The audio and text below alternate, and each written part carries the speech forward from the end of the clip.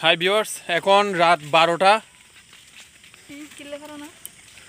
7 মিনিটের মতো হয়েছে। আমরা পাহাড়ের খুব কাছাকাছি আজকে আসলাম। পাহাড়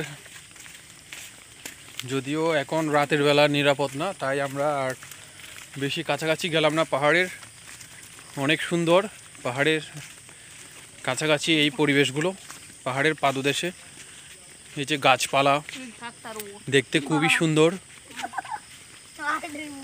এক কথায় অসাধারণ।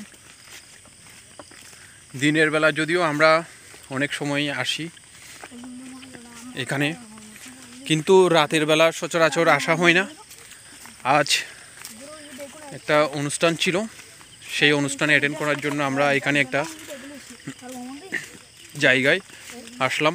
পাশাপাশি এই দৃশ্যটা রাতের আপনাদের সাথে শেয়ার করলাম।